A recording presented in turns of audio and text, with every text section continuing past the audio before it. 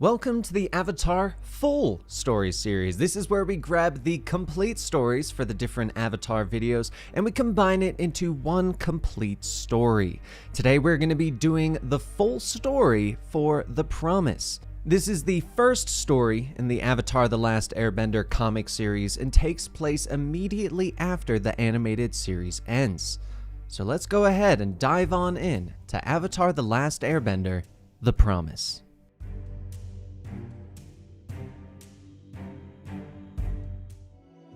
Water, earth, fire, air. Long ago, the four nations lived together in harmony. Then everything changed when the Fire Nation attacked. Only the Avatar, master of all four elements, could stop them. But when the world needed him most, he vanished. 100 years passed, and Katara and her brother Sokka discovered the new Avatar, an airbender named Aang.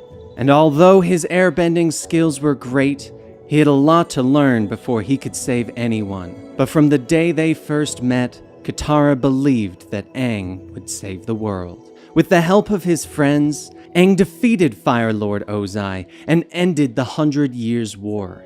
Following this, Zuko, Ozai's son, and Aang's ally became the new Fire Lord. Together with the Earth King Kuei, Aang and Zuko promised to restore the four nations to harmony. Aang looks up at the map on the wall, pointing out the Fire Nation colonies.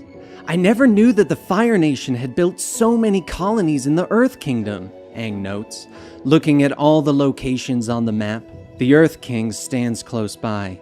Yes, for the Earth people, they are a constant reminder of the war, like a scar, King Kuei tells him. Kuei turns and apologizes to Zuko, not meaning any offense, but Zuko waves off the comment. It is my duty to bring healing to the world. I'll remove those colonies.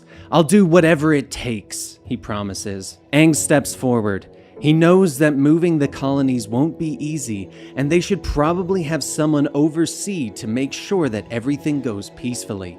Someone like me, I'm the Avatar. Making stuff go peacefully is kinda my thing, he tells them. The Earth King is excited to have Aang helping with the relocation, and Katara and Sokka quickly agree to help. It'll be a movement towards harmony.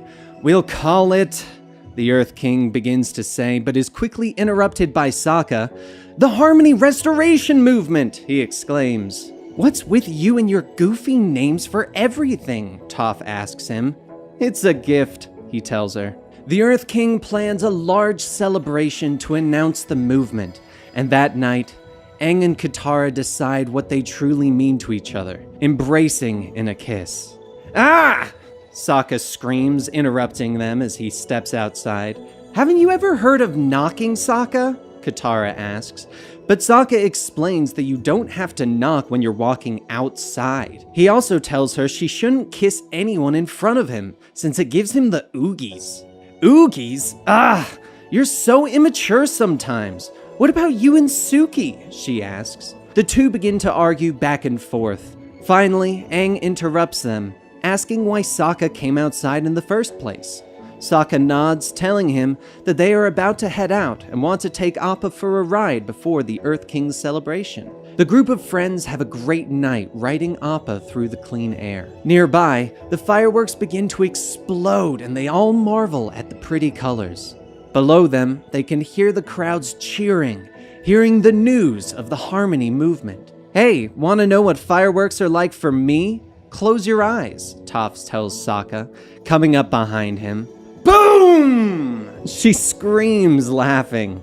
Aang speaks with Zuko, trying to get his friend to smile, but Zuko turns incredibly serious. He tells Aang that he visited with his father the other day. I've been meaning to ask you a favor, Aang, Zuko tells his friend. If you ever see me turning into my father, I want you to end me, he tells him. Aang is shocked, but Zuko explains that his family's legacy will always be with him. He knows he needs to heal what his father did, but the throne comes with a lot of pressure. If I'm honest with myself, I need a safety net. The world needs a safety net. That's what I need you to be, Aang. The safety net, Zuko tells him. Aang begins to argue, telling Zuko he's not like his father, but the young Fire Lord insists. Looking over at Katara, she gives Aang a nod. Fine, I promise, Aang tells his friend sadly. Fireworks continue to explode in the distance, illuminating Appa as he gently flies through the air. 1 year later, it is a clear night over the massive royal palace in the Fire Nation. Inside his bedroom, Zuko tosses and turns. Sweat pours down his forehead as he grits his teeth. Finally, he sits up gasping. "Who's there?" he yells, bringing the guards into the room. They tell him that he is in the most secure room in the entire palace, and that no one is trying to kill him. But suddenly, both guards are knocked unconscious. Zuko turns, blasting Fireball into the darkness, demanding to know who is there. From the shadows, a young woman descends, twirling a chain whip as she leaps. "Down with the traitor! Down with the Fire Lord who betrays his own people!" she yells. Zuko avoids her chain, blasting another fireball at her that she quickly dodges. The chain wraps around his foot, pulling him to the ground. Pausing only briefly, Zuko launches into a combo, tripping the woman up and knocking her to the ground. He reaches out, pulling the mask from her and revealing her face. "Convince me not to take your life," he orders her, preparing for another strike. "Go ahead. My family has been loyal to yours for generations. By getting rid of me, you would simply complete your betrayal," she tells him, anger in her eyes. Zuko is shocked when the girl tells him that her father is the mayor of Yudao, first of the Fire Nation colonies. The next day, the mayor is carried through the streets of Yudao. He orders his servants to stop, stepping from his carriage to find his daughter's hands tied and escorted by Fire Nation soldiers. When her father questions her, she informs him that she went and saw someone about their problem. Him, she indicates over her shoulder as Zuko walks towards them. "You must be Mayor Morishita. Your daughter snuck into my home and tried to kill me," Zuko informs the mayor, who is shocked by the news. The mayor falls to his knees, bowing before his ruler and begging Zuko to show mercy. "I should have this whole city burned down," Zuko threatens, but the young girl steps forward, still angry. "Why bother? The Harmony Restoration Movement will accomplish the same thing without you having to lift a finger," she snaps at him. "Why can't you colonials get it through your thick skulls? The Restoration Movement is a means to peace," he tells them. The mayor suddenly stands, his own words growing angry. "Peace? Peace for who? With all due respect, Your Majesty, my family has lived on this land for generations. This city was built on our own blood and sweat. We have just as much right to be here as anyone else," the mayor tells him. He stands, telling Zuko that they are citizens of the Fire Nation, and that his father would never let the Earth King and Avatar bully him into doing something so bad for his people. Memories flash of Zuko visiting his father in prison, of demanding to know what happened to his mother. But the former Fire Lord merely smiled, telling his son to bring tea next time so they could chat. "I'll give you advice on how to be a good Fire Lord. Wouldn't that be nice?" Zuko turns away from his father, walking out of the room. "Do you think being Fire Lord is easy? The throne comes with pressures, and those pressures will change you. But if you can stand the heat, you'll become something more," the Fire Lord tells his son. "You'll be back, and I'll be here, waiting, son," he tells Zuko as the door shuts behind his son. Anger fills Zuko as he slams the mayor into the wall, his fist a burning ball of flames. "I am not my father!" Zuko shouts. "No, young man, you're not. Fire Lord Ozai had many faults, but he was never a coward, never a traitor," the mayor tells him.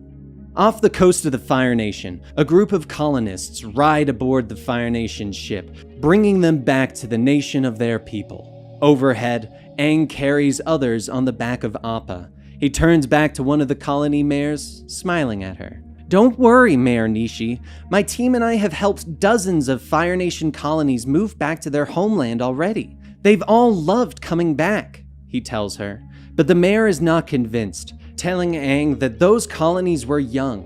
Their people had no roots in the Earth Kingdom. But Aang explains that the Fire Nation is different under Zuko's rule, that he is trying to re-establish classic traditions amongst his people. demonstrating by showing her a Fire Nation dance. When the ship docks, they begin to offload the people and supplies, but they are told to stop by a group of soldiers. "You are colonials? Return to the Earth Kingdom by order of Fire Lord Zuko. Fire Lord Zuko has officially withdrawn his support from the Harmony Restoration movement." Everyone just stares in shock at this declaration.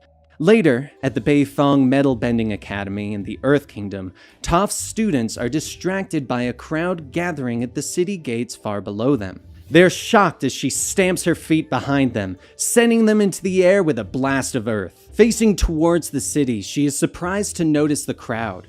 But above her, she hears Appa's roar, and as she orders her students to continue to train, she runs outside and launches herself up into the air, and with a slight whoomp, she lands on the back of Appa. "Hey guys!" She smiles.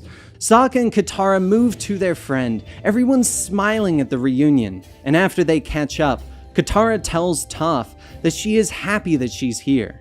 Aang needs all the support he can get right now, she tells her. "Hey, where is Twinkletoes anyway?" Toph asks. Katara shows Toph where Aang is meditating, telling her how Zuko withdrew his support from the restoration movement. He's holed himself up in Yu Dao with a bunch of his soldiers. He won't let anyone in or out. That's where we're heading, Sokka tells her. They all look at Aang, with Katara telling them that he is meditating because of what he might have to do, because of the promise he made. In the astral plane, Aang sits before the spirit of Avatar Roku. "You've done your duty. The war is over, and yet the world still isn't at peace. I'm sorry, Aang. You are still dealing with the consequences of my actions," Roku tells him.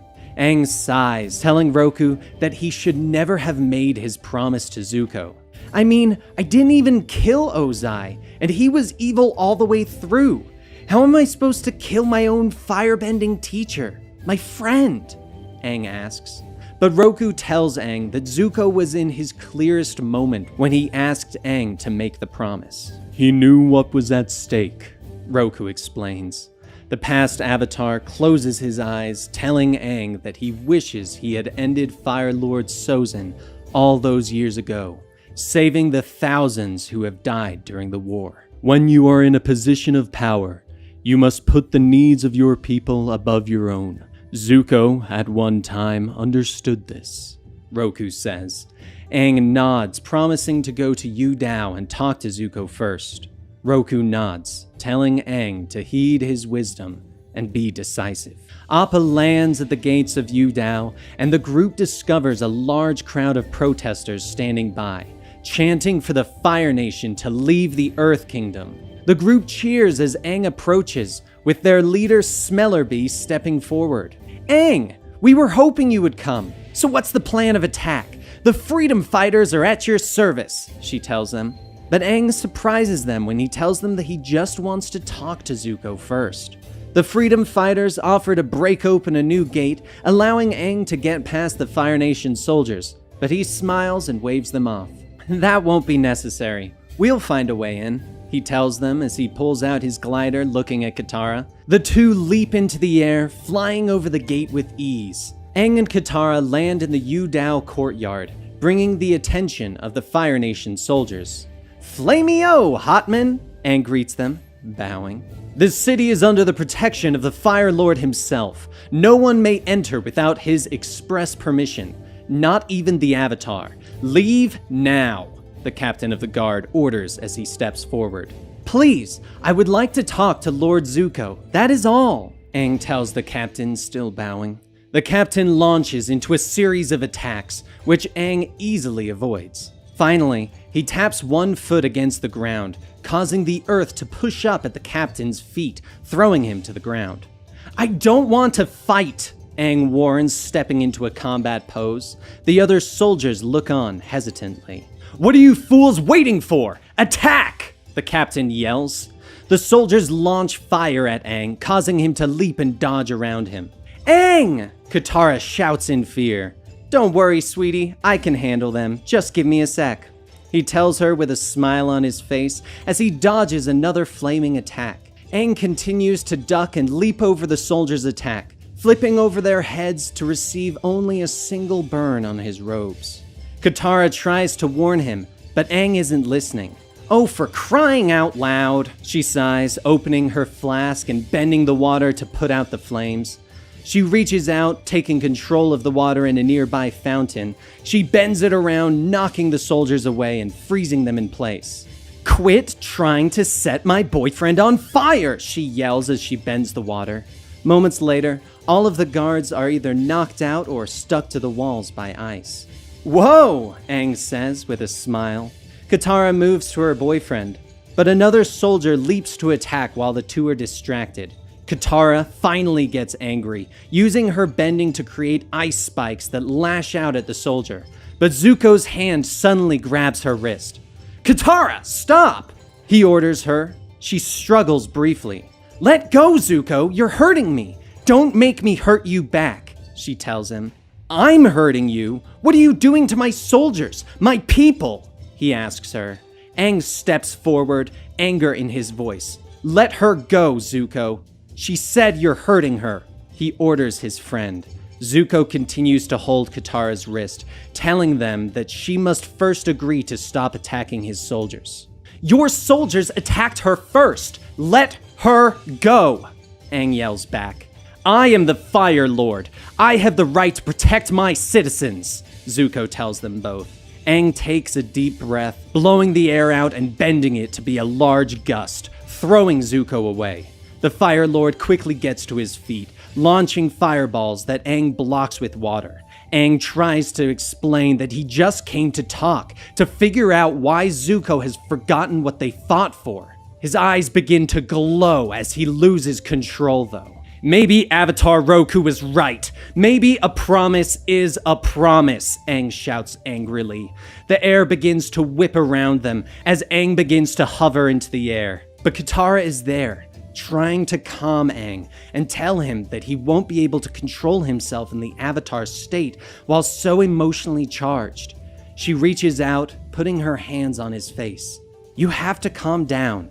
Please, sweetie, for me," she asks.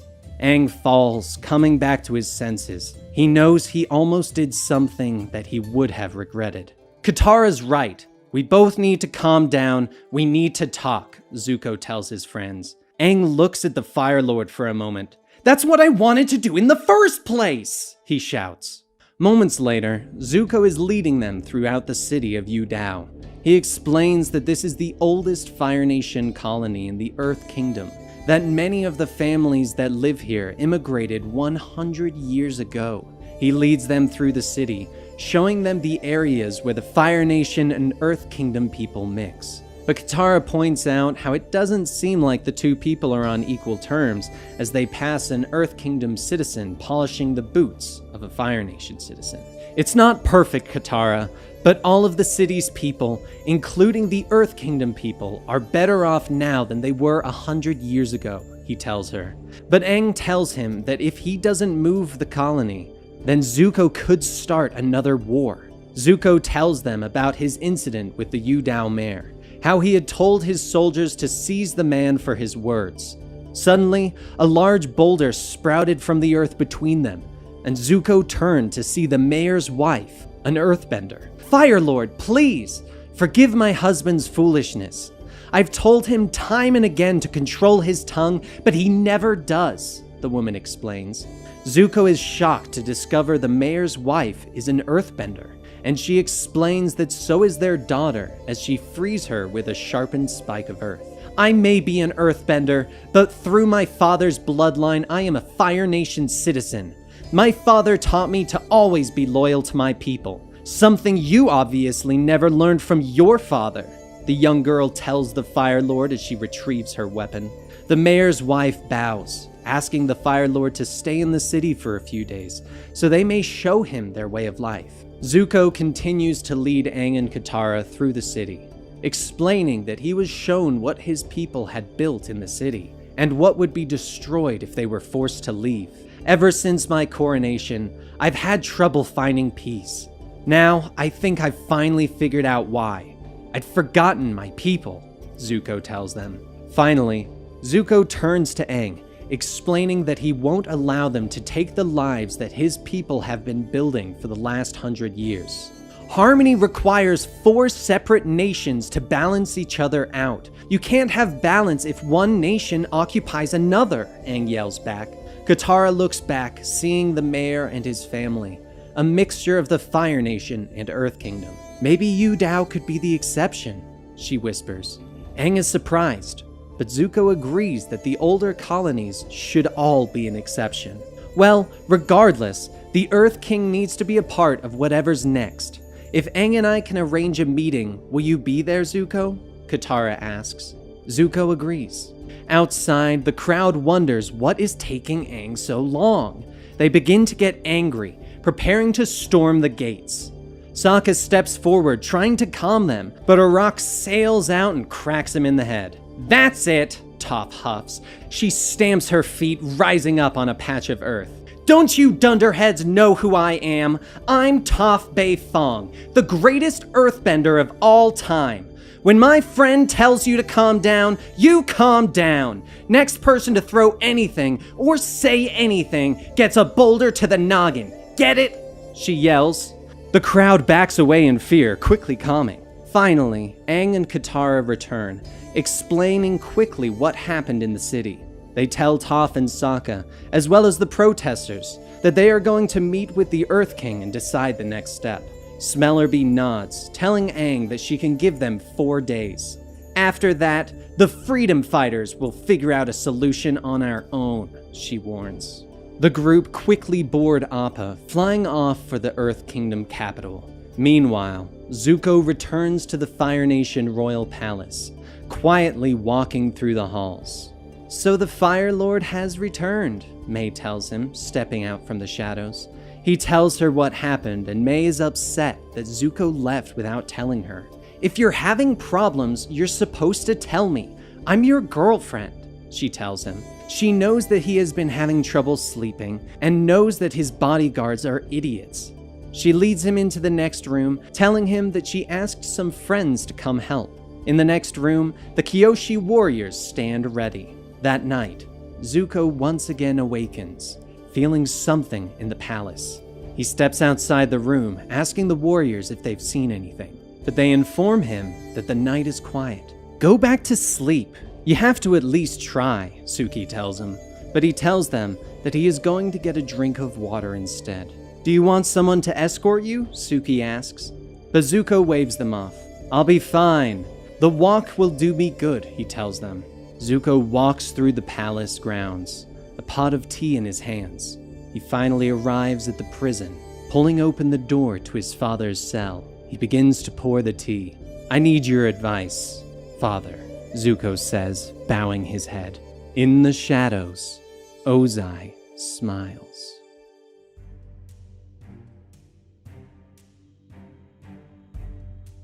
Appa gently drifts through the clouds as Aang and Katara sit together, their heads resting against each other in a loving embrace. Ugh! Sokka sighs behind them, disgusted by the show of affection. What? Everybody does it, Toph tells him, picking her nose. But Sokka looks at her, explaining he was talking about them. Oh, you too, he tells her when he notices what she's doing. Finally, they drift over Toph's school and she goes to stand at the edge of Appa's saddle. Well, it's been fun, you guys, but I have to get back to my school, she tells him, preparing to leap off. But Sokka reaches out, holding her back and telling her she can't go and leave him with Katara and Aang. Well, you could come with me, she tells him with a smile. Sokka pauses. No. Hey, wait! What if I come with you? He tells her. Great idea, Sokka. I wish I'd thought of it, Toph tells him with a sigh. He turns back to his sister and Aang, telling them that he is going to check out the school. Katara agrees, telling him they'll pick him up on the way back from the Earth King. Aang moves to Appa's head, offering to land near the school, but Toph tells him not to worry, they're close enough to the ground, and she reaches out, grabbing Sokka's hand and pulling him to the edge of the saddle, and they leap off, plummeting towards the earth below as Sokka screams his head off. I gotta let go of you! But don't worry, Toph yells at him.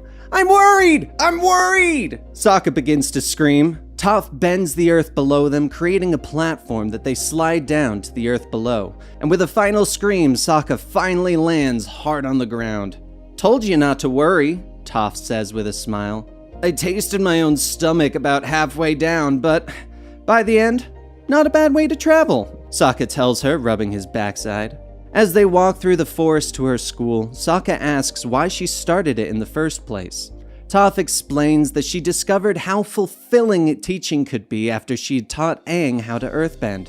"Aw, who are you kidding? You just like to tell people what to do," Sokka tells her, not believing a word she's saying. "Yeah, and yelling. I love yelling," Toph tells him with a big smile. Stepping from the woods, they see Toph's 3 students walking away, bags over their shoulders. "Just where do you think you lily livers are going? Don't tell me you were trying to escape, give up on your training. I'm going to put so much hurt in you, you won't remember what day of the week it is," she yells at them. The students are shocked to see their teacher, reacting in a mix of fear and surprise. Toph sighs and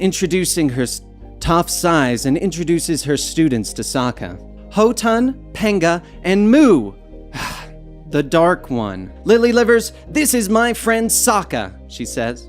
After the introductions are made, Toph cracks her knuckles, remembering they were just talking about pain.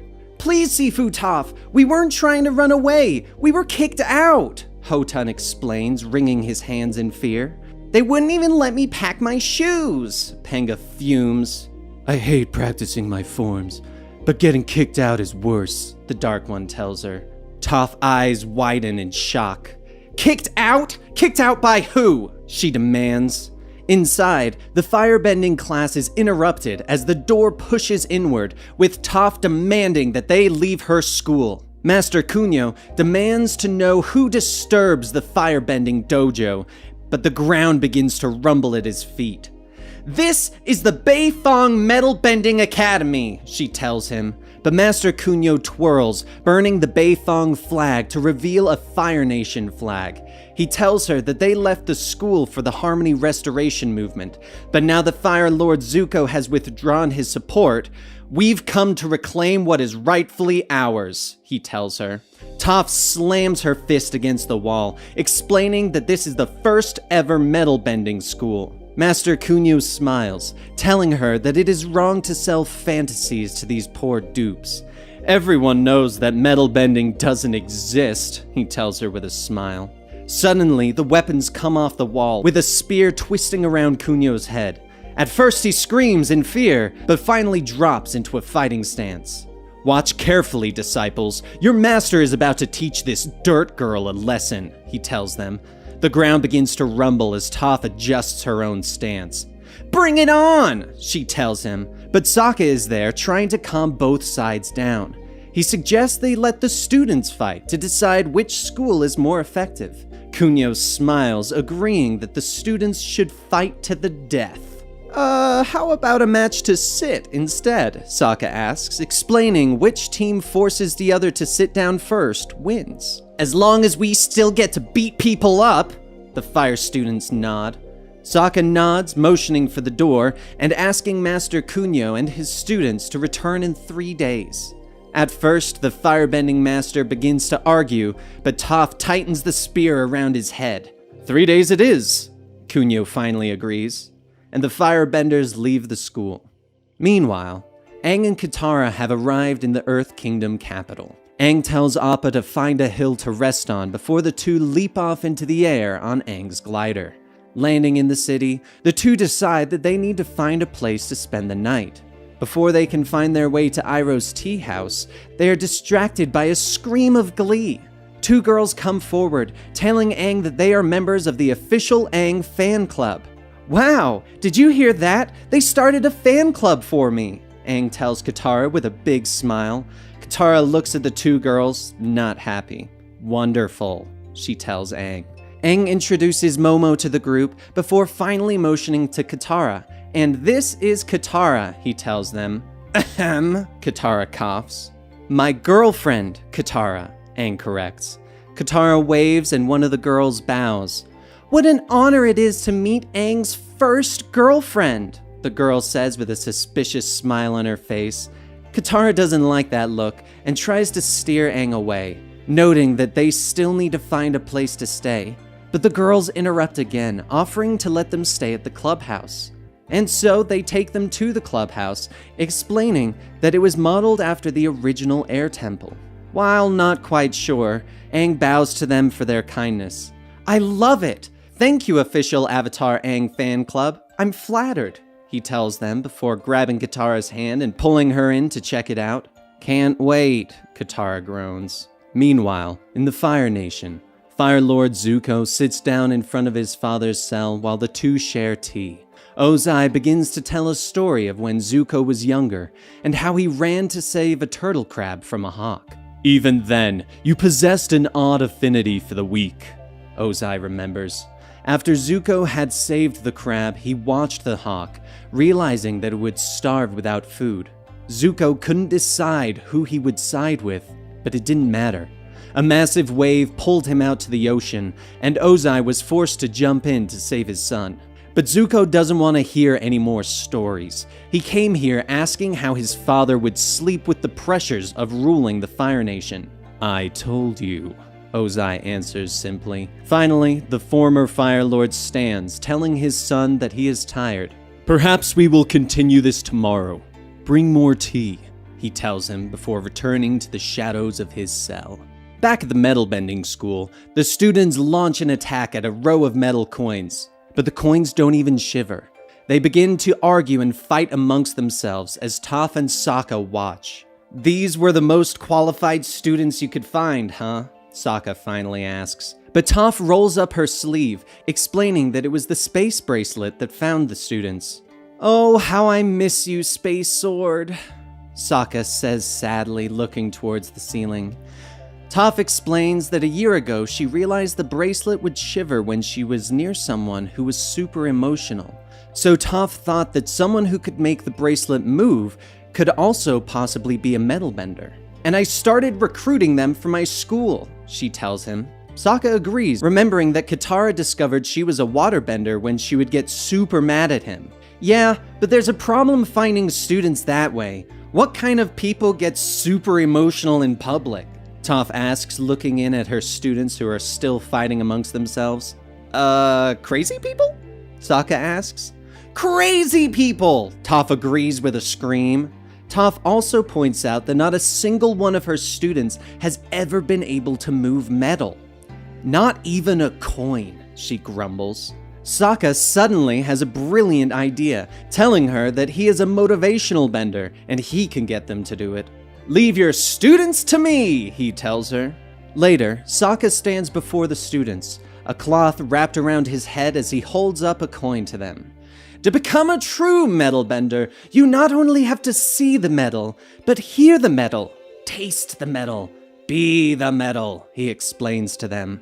"That doesn't make sense," Hotun tells him.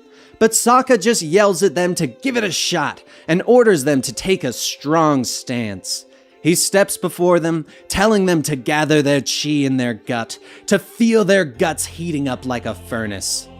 "Now let your gut furnace refine your senses. Close your eyes and feel the earth around you. Then feel the metal within the earth. Now feel the metal coins and stop them in midair," he yells, throwing a stack of coins at the students. But they all just get hit in the head, falling to the ground and moaning. Toph comes up and punches him on the arm. "Nice going, oh bender of people's motivation. Amazing what a difference a fancy headband makes," she tells him with a smile. "You're not very helpful right now, you know." "You're not very helpful right now," he tells her. Meanwhile, Aang is busy showing off for the girls at the fan club while Katara looks on, unhappy. First, he shows them his air scooters, then makes music for them when one of the girls brings forth an air flute. Finally, Katara comes forward, telling Aang they should probably get going to meet the Earth King. "You're probably right," Aang agrees. As they leave, Aang waves bye to the girls. "Weren't they amazing?" he asks Katara. He tells her that he knows it's silly, but having the club was almost like having a family again. "Thanks for agreeing to stay there for the night, sweetie. It meant the world to me," Aang tells her. Katara is shocked and suddenly feels bad about her jealousy. "Don't thank me, Aang. I don't deserve it." she tells him as they walk through the city streets. Back in the Fire Nation, Zuko returns to his father's cell, once more bringing tea. I stayed up all night thinking about what you said, Zuko tells Ozai, explaining that he believes his father thinks he should have sided with the Hawk, because it is strong and noble like the Fire Nation, that it had earned its meal. But Zuko explains that he has done that. He has sided with his people and has begun to look out for their needs.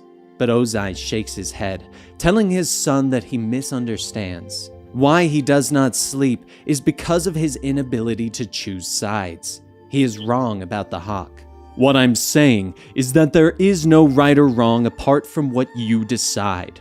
Who you choose to defend deserves to be defended solely because you chose them. You are the Fire Lord. What you choose, by definition, is right, Ozai tells his son. There is a moment of silence between the two before Zuko explodes at his father. No!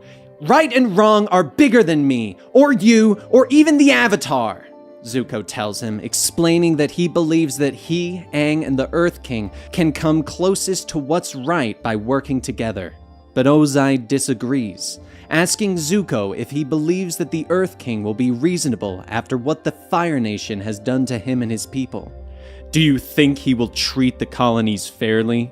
Ozai asks. He asks if Zuko thinks that the Earth King will send his armies, and tells Zuko that he must defend his colonials furiously. Not simply because they are your people, but because they are an expression of your will. Zuko continues to argue, telling his father that he trusts Avatar Aang's thoughts on the subject.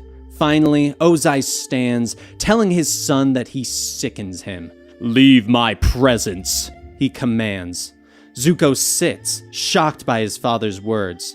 Who are you to talk to me this way? Have you forgotten your current place? He demands. But Ozai merely repeats his words. Leave my presence, he shouts. As Zuko leaves the prison, Suki watches him walking through the dark. At the school, Toph once again instructs her students, commanding them to stoke their gut furnace and feel the metal before them. Now kick! Kick like your life depends on it, she yells. The students lash out!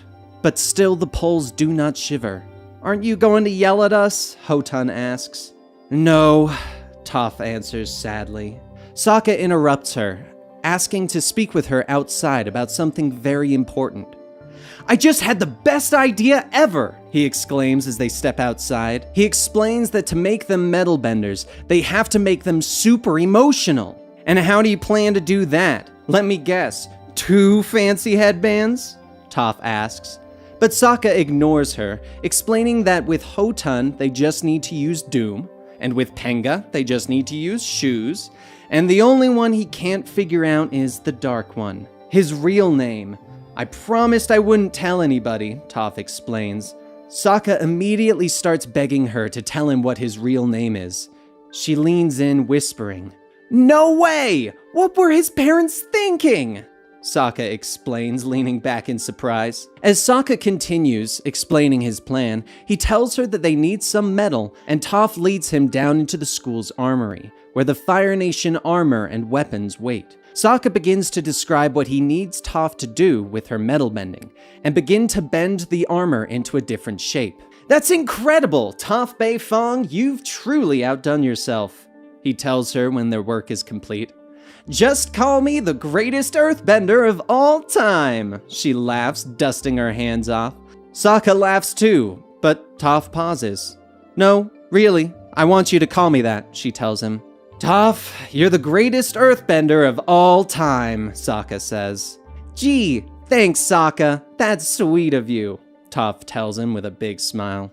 Meanwhile, back at the palace of the Earth King, Aang and Katara bow before the ruler. The king is happy to see them, glad that they are in the Earth Kingdom and aiding with the removal of the Fire Nation colonies. That's why we're here, Your Majesty. We'd like to set a meeting between you and Fire Lord Zuko. Yu Dao is still there, Katara explains. For now, Aang adds. King Kuei is shocked that Zuko still refuses to continue his support for the Harmony Restoration movement. Earth King Kue, I am on your side, Aang tells him, believing that the Fire Nation people don't belong in the Earth Kingdom.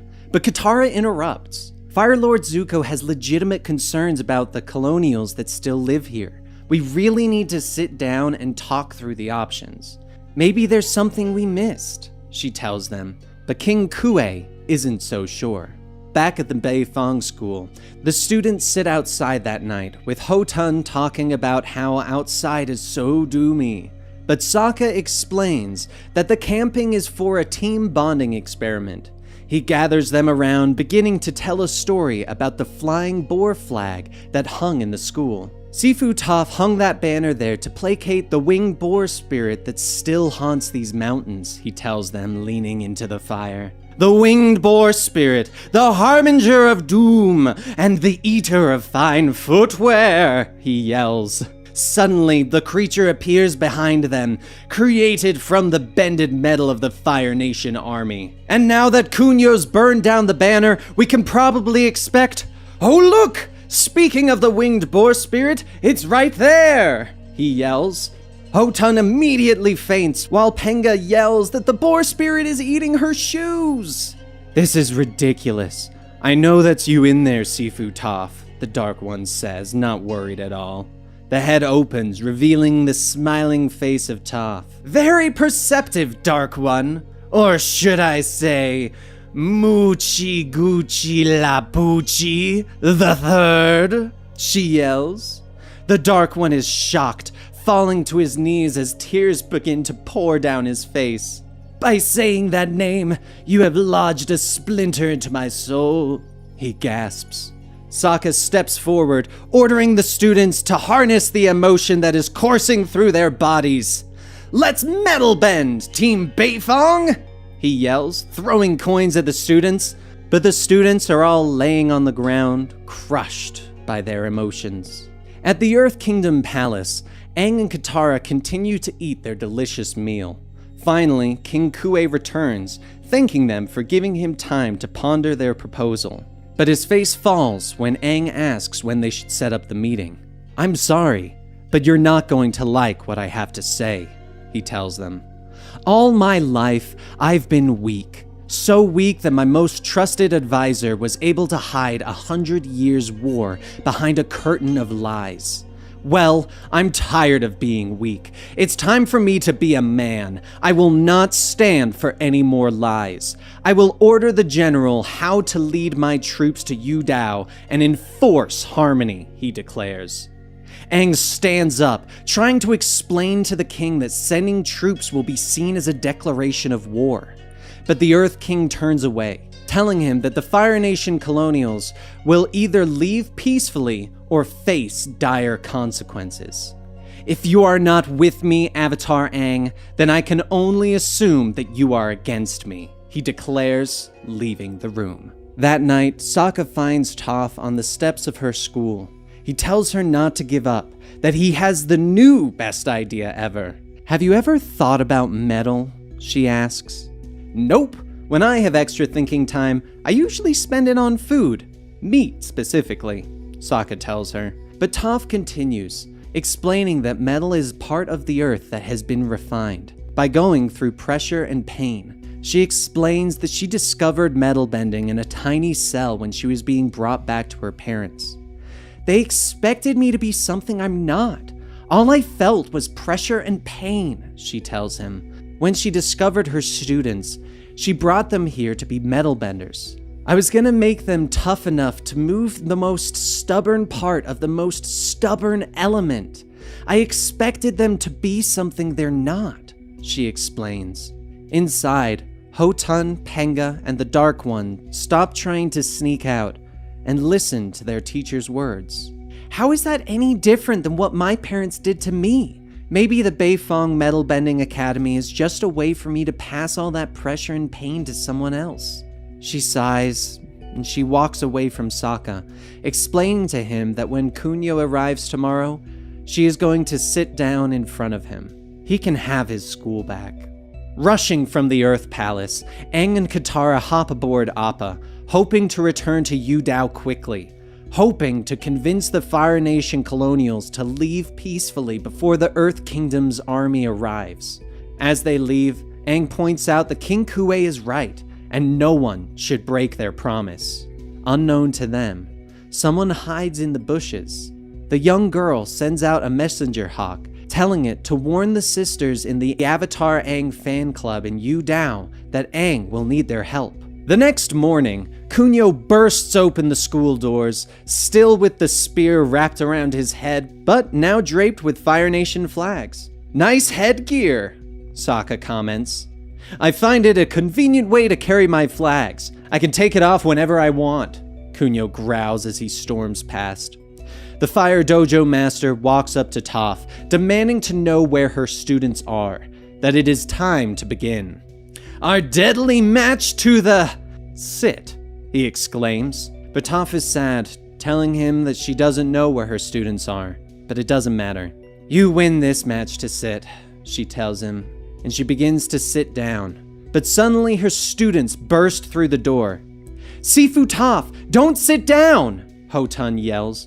And with these words, the metal coins shiver a small amount, and it suddenly shoots across the room, hitting Toph in the butt, bringing her back to her feet. Toph is too shocked to be angry as she glances around the room. "Ho-Tun, did you just metal bend?" she asks. She smiles at them, telling them that normally she would pound them into the ground for hitting her in the butt. But in this case, "Good job," she smiles, giving him the thumbs up. Kunio tells his students to attack, and the metal benders spread out. Sokka throws a handful of coins, giving his friends some ammo. Ho-Tun uses the coins to attack one of the firebenders, knocking them out of the air. Penga laughs as she hits another student in the butt with the coins. "This is easy," she shouts. The firebenders try to create a shield, but the coins only heat up, hurting them more. Kunio yells for his students to keep fighting, but the three metalbenders continue to launch coins across the room, knocking him around until he falls on his butt and sits down. A short time later, the firebenders help their teacher as they limp away. Sokka leans down, congratulating the metalbenders on a job well done, and the Dark One tells Toph that they overheard what she said about them last night. "I don't get it. I didn't say one nice thing about you," she says, not understanding. But Penga smiles. "You told Sokka that you expected us to become metalbenders," she says with a smile. "Nobody's ever expected me to be anything other than a wimp, Sifu Toph. You're the first person to believe that we can become something more than we are," Ho-Tun tells her with a smile. Toph wipes away a tear where her students can't see, before suddenly turning on them. "Well, what are you lily livers waiting for then? You think getting some coins to fly through the air makes you metal-bending masters? Get back to practice!" she yells with a smile. They all bow with respect. "Yes, Sifu Toph," they shout in unison. Meanwhile, Zuko sits in the Fire Lord's throne, flames shooting all around him before he sighs. "This isn't me," he says with a wave of his hand putting out the flames. "I know you've been secretly meeting with Ozai," May tells him as she enters the chamber. Zuko is shocked, asking where she heard this. "Does it matter? Not from you," she tells him with a frown. Zuko apologizes for screwing up, telling her that he loves her, but May shakes her head, letting him know that he loves his secrets more. "Goodbye, Fire Lord," she says, bowing and turning to leave. Anger, sadness, and despair fill Zuko. "May, come back! I order you to come back!" he shouts, but she leaves him alone in the empty room. "Why would I say that?" he hisses to himself. Behind him, Suki bows. She tells him that it was her fault, and that she was the one who told May and wanted her to speak with him. "However, that wasn't quite what I had in mind," she tells him. She explains that she followed him, and that the Kyoshi warriors are worried about him. "I'm really worried about you," she whispers, reaching out her hand for his. But they are interrupted as General Mok enters the room. The general bows as he gives his report. "Your suspicions are confirmed. The Earth King's army now marches towards Yu Dao," the general tells him. The armies of the Earth Kingdom march through the mountains, preparing to forcibly remove the Fire Nation colonials from their lands. And meanwhile, the Fire Nation Navy moves across the oceans, preparing to defend those loyal to the Fire Nation, and the kingdoms prepare to clash.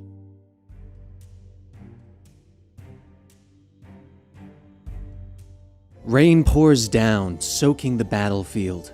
The soldiers of the Fire Nation clash with the army of the Earth Kingdom. Flames shoot, blocked by the towers of Earth. Above, Avatar Aang and Fire Lord Zuko look down.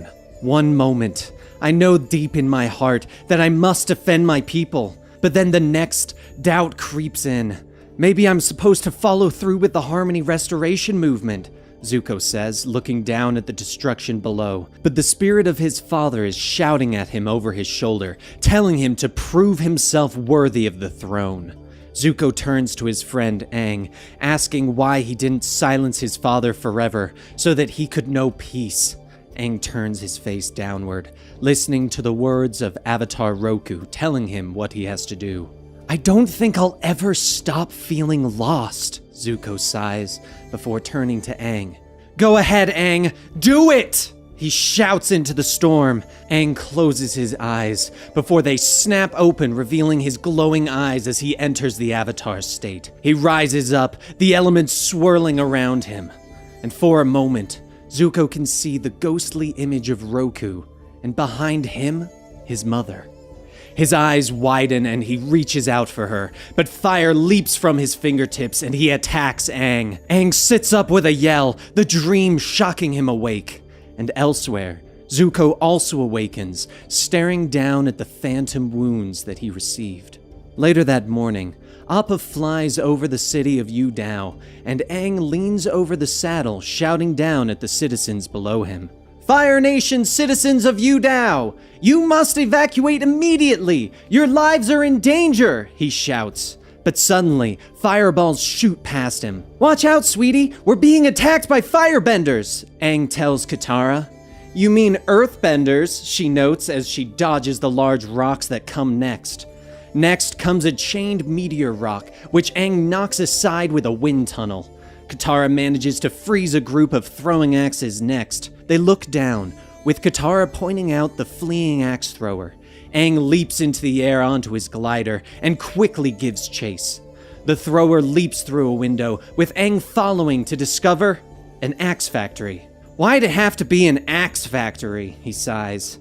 Axes begin to fly towards him, with Aang dodging and knocking them aside. Finally, he sends an air kick that knocks the thrower to the ground. Don't worry, I caught him, Aang tells Katara as she finally catches up with him. They're both shocked to discover that the thrower was Sneers, who just days ago was a part of the protesters trying to get rid of the Fire Nation. Hi, Avatar Aang. Hi, Katara, Sneers says with a smile, rubbing his neck. Anger fills Aang as he demands to know why Sneers was attacking them. Because you're trying to force us out of our homes, Avatar Aang. We're not leaving, a voice calls. Kori Morishita, daughter of the mayor, enters the room. We are the Yu Dao Resistance, she announces. Aang steps forward, trying to convince Kori that she and her people need to evacuate, while Katara steps forward, demanding to know why Sneers switched sides. He explains that he grew up hating the Fire Nation, but then came to live in Yu Dao. And without meaning to, I fell in love with an ash maker, he says, holding Kori tight. Aang looks at them, shocked. Wait, you're going out with you? He asks.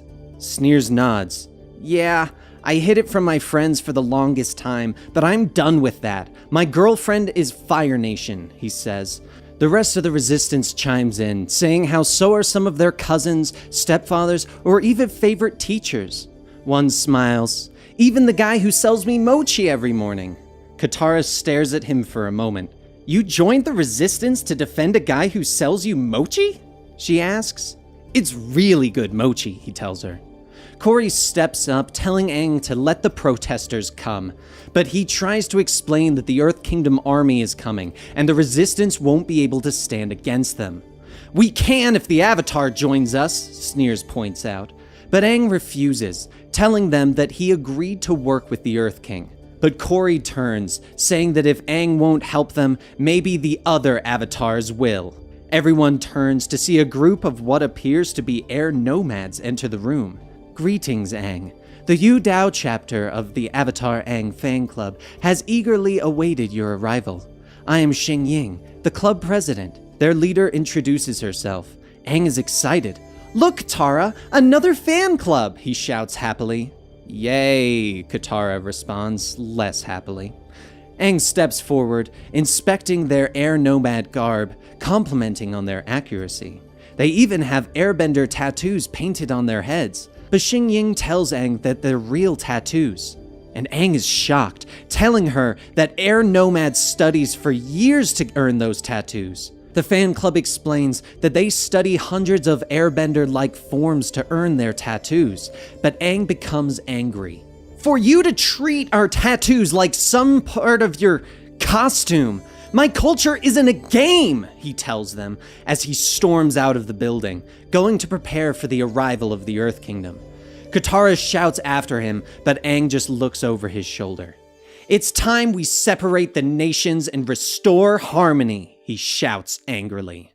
Meanwhile, Zuko sits before an altar aboard his ship on the way to the Earth Kingdom. He questions himself, believing that he must protect the Fire Nation people of Yu Dao. But he knows that it goes beyond that the people who have mixed between the Fire Nation and the Earth Kingdom seem so normal, but he still doubts himself. Leading an army into the Earth Kingdom is exactly what my father would do, he sighs. He questions that if doing the same thing, but for better reasons, makes any difference. But there's one person he wishes to ask, but he can't, and sighs as he looks down at a picture of his Uncle Iroh. I wish you were here, Uncle. I miss you, he sighs. The moment is interrupted as the general enters, informing him that they have reached the shores of the Earth Kingdom. Zuko stands, taking the helmet of the Fire Lord, and begins his march. Back in Yu Dao, Aang looks out from one of the rooftops before he is interrupted by Katara, asking if he is okay. He tells her that his head hurts, and that he thinks he figured out why the nations need to be separate for harmony. That the stronger of two nations always hurts the weaker one. You once told that Guru Patik taught you that the four nations are one and the same, Katara points out. But Aang explains that he doesn't want them to be. I love being an air nomad. I love our philosophy, temples, holidays, food, everything that makes us different from the rest of the world, he tells her. He tells her that as the last air nomad, he needs to preserve his people's way of life. Yet Katara continues to question him, asking how he plans on doing that. I don't know, but I do know this. Air nomad culture can't survive in a world where other nations invade each other and corrupt each other. I have to see the harmony restoration movement through to the end, he tells her. At Beifong's metal bending school, Toph finds Sokka sitting on the front steps looking up into the sky. Katara and Aang should have picked me up by now. They're probably so caught up in their ooginess that they forgot all about me, he sighs to her. But suddenly, the sun is blocked out and Toph can sense a difference. Ah, quit your kissy-kissy belly aching, Sokka. Appa is here, she announces. But Sokka tells her that it's not Appa and steps out to greet Suki as she descends from a Fire Nation balloon. Sokka runs forward, pulling Suki into a hug and kiss. She tells them that they received a complaint about a dirt girl and a water savage taking over one of the schools. But Suki doesn't stay long, starting to climb back aboard the ship. You're leaving already? Sokka asks. But Suki looks over her shoulder. So are you! Come on, I need you both, she tells them. As they climb on the ladder, Toph yells over her shoulder for the students to keep practicing. Until you can do some real metal bending, you're not going anywhere. Now go work on your forms, she yells. As they float over the land, Toph and Sokka question Suki on what she needs their help with. Suki tells them to look down and see for themselves. Looking over the side, they see the column of the Fire Nation army marching forward. Meanwhile, in Yu Dao, Katara finally tells Aang that she changed her mind about the Harmony Restoration movement. She tells him that when she saw Corey's family, she saw something. I didn't just see them, she begins, but Aang stands, interrupting her as he sees the protesters approaching, a battering ram hoisted over their shoulders. Aang leaps down, confronting Smellerbee. "It's been 3 days, Aang. Did all that talking get you anywhere? Is the Fire Nation out of Yu Dao?" she questions. Aang asks her for more time, but she isn't having any of it. "People of the Earth Kingdom, attack!" she shouts. The protesters send the battering ram forward, forcing Aang to leap out of the way to avoid being hit as it slams into the city gates. Others rush forward, weapons drawn, yet Katara uses her water to knock their weapons aside. Rushing forward, Aang slams into the battering ram, headbutting it and destroying it in one blow. "Sifu Toph would have been proud," he says with a smile. Using the air, he knocks the debris aside, pushing it away from the people with the help of Katara. One of the rocks is about to slam into Smellerbee, but Aang pulls her out of the way. She thanks him, telling him that she feels bad for distracting him. "Distracting me?" he asks. Smellerbee points out that they're not dumb enough to actually try to attack with a battering ram if the Avatar is around, and she points to the large drill that is going through the outer wall. Meanwhile, Suki is finishing explaining the entire situation to Toph and Sokka. Suki tells them that they need to stop the Fire Nation before it can reach the city.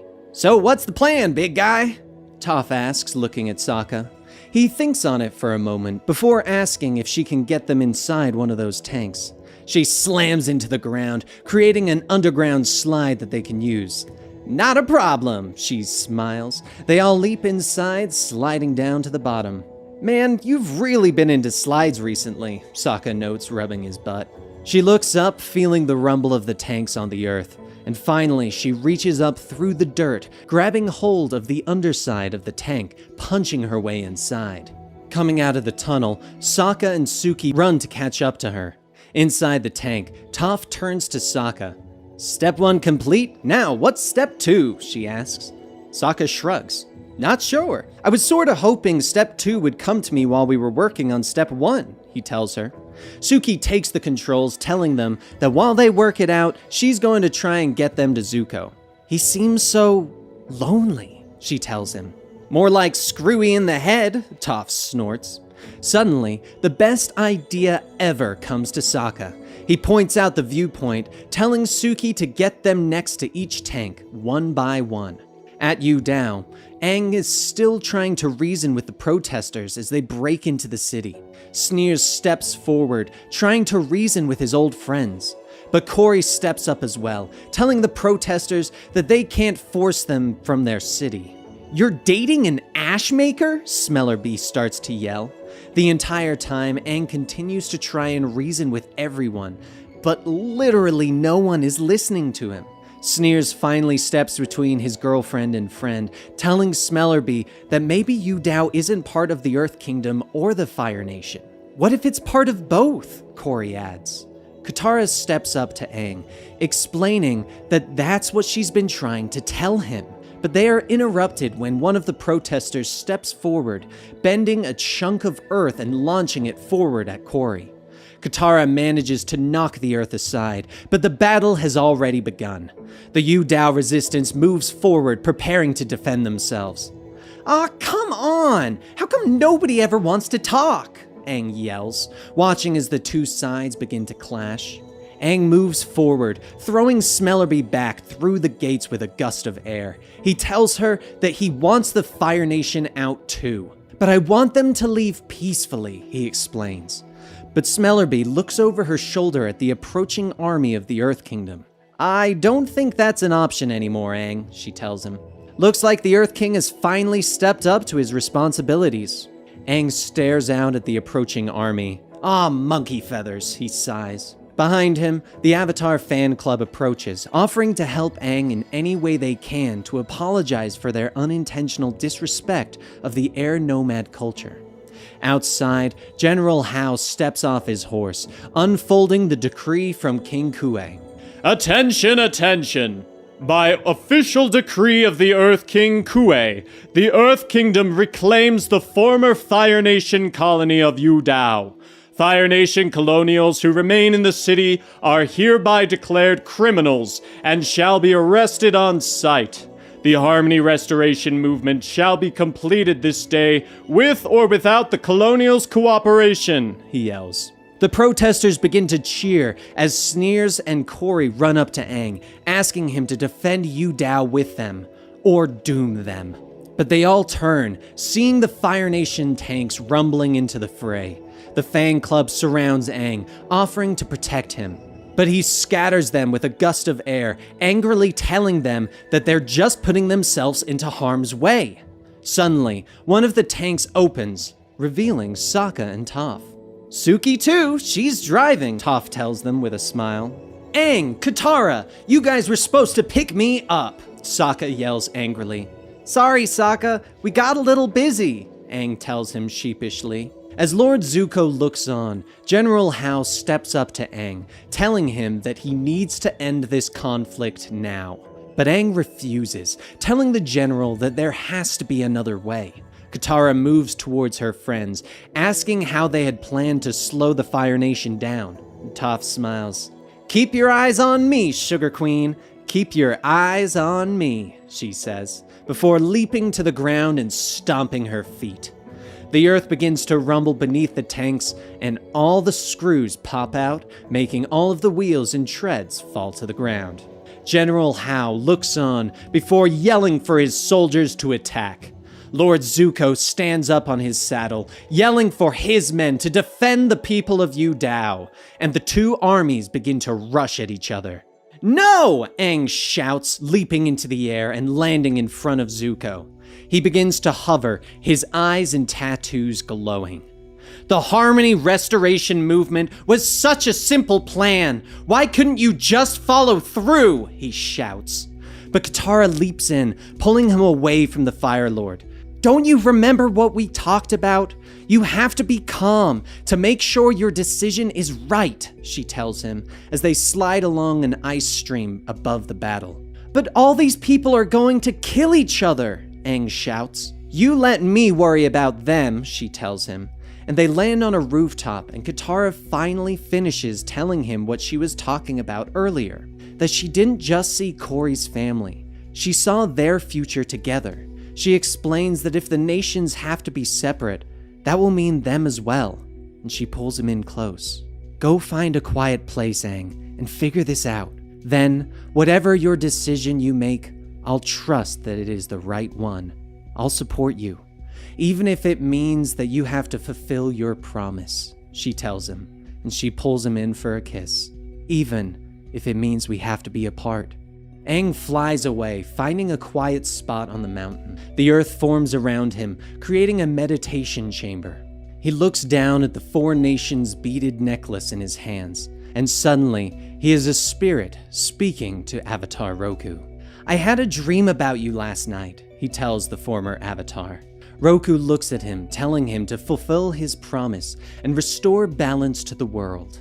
But Aang still believes that doing so would go against the teachings of his people. Roku looks at him, telling him that the Avatar must put the world above his own people and nation, that it pains him to advocate for the end of his own great-grandson. And Aang is shocked as Roku explains. Ursa, Zuko's mother, is my granddaughter, he tells him. Back at the city, Sokka, Katara, and Toph look down at the battle. Moving amongst the soldiers are the members of Aang's fan club, trying to peacefully end the battle. Smellerbee and Sneers continue to fight, but Sokka is suddenly among them, separating them as he slides down on one of Toph's slides. Toph and Suki are among the Fire Nation soldiers, trying to disarm them and wrap them in metal. But another group rushes them, and it looks like they're in trouble. But suddenly, all of the Fire Nation helmets spin around, blinding them. Toph turns to find her students are there, fighting amongst the soldiers, spinning their helmets and attacking them with coins. The students fight alongside their teacher, fighting back to back with them. Look alive, lily livers! Time to spin some helmets, she yells. Katara is amongst the earthbenders, knocking them aside with her water. She looks up, seeing the Earth King's balloon far overhead. Sliding along her water, she drops onto the deck of his ship. The king is cowering, telling Katara that he didn't know that Yu Dao would be like this. You never visited Yu Dao? She asks. The king shakes his head, telling her that he's never been out of the city. She holds out her hand, telling the king that he needs to see the people who have to live with his decisions. But it's not safe out there, he tells her. No, it's not, she agrees. He takes her hand, and the two slide back down. Below, General Hao stands before the members of the Yu Dao resistance, ordering them to surrender. Corey refuses, launching her meteor strike at him. The general easily knocks it aside, ordering his soldiers forward, but they are stopped by a massive blast of fire. When the smoke clears, the Fire Lord stands ready. Zuko meets General Hao in battle, the two swirling the elements around them. In the mountains, a blast of blue light suddenly shoots into the sky, and the battle pauses, and everyone turns, seeing Aang float towards them in the Avatar state. He hovers overhead, and Zuko tries to explain what is happening, but he suddenly sighs, removing his helmet. None of that matters, does it? I'm doing exactly what my father would have done, he tells his friend. Yet Aang isn't listening. He moves his hand, and the earth beneath them cracks apart. Zuko slips, beginning to plummet down into the chasm that Aang had created.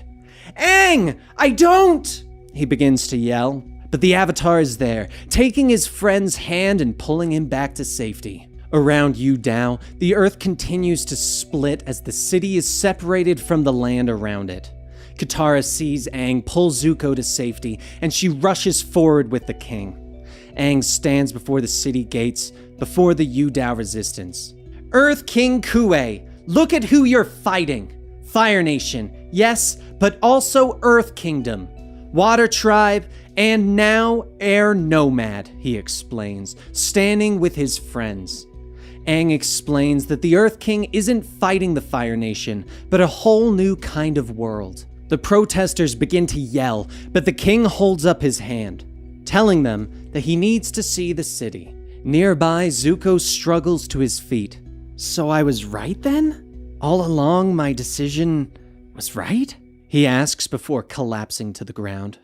That night, the city below is quiet as Aang meditates on a rooftop. The spirit of Roku sits before him as Aang explains that he is not like Roku. Aang tells him that when he contemplates the world, he doesn't see nations on a map. He sees his friends and those that he has met along the way. I don't know how to contemplate the world without thinking about the people I care about, including Zuko, he explains. Roku tells him that he continues to put the world at risk, but Aang explains that this is a new world. There's no getting around risk, he says. Aang bows before the spirit of the past Avatar, telling him that he has to figure out this new world on his own. He reaches down, snapping his amulet and sending Roku's spirit drifting away. As Aang returns to the material world, he hears a voice calling him from the courtyard below. Guess who just woke up? Iroh tells him. Aang heads back inside Iroh's tea shop, looking at his friend sitting at the table. Thank you for bringing him to me, Avatar. He should have come earlier, on his own. Sometimes he forgets that he always has a place here. He may be the Fire Lord now, but he is still a stubborn boy, Iroh tells him, looking at his nephew.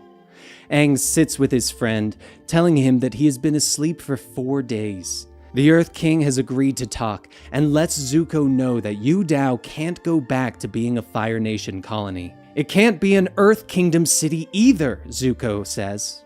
Aang agrees. Yu Dao must become something new. The two sit, with Zuko apologizing for putting the strain of the promise on the Avatar, that he now knows that he can't run from the struggle of being the Fire Lord. But Aang looks at his friend, telling him that he doesn't give himself enough credit. I mean, you were right about Yu Dao, he explains. Aang tells Zuko that he knows that he is Avatar Roku's great-grandson, and that makes them family.